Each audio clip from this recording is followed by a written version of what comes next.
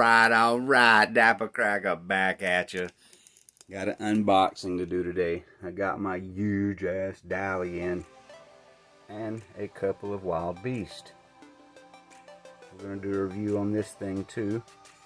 Got a couple of amps here set up. Let's unbox this daly. It was already freaking open whenever we got it in the mail. I want you guys to see how big this damn thing is. It is a 250 amp daly.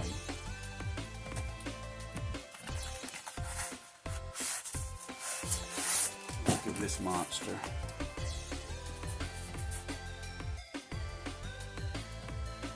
Man, so we got it for the iron phosphates over there for the headways.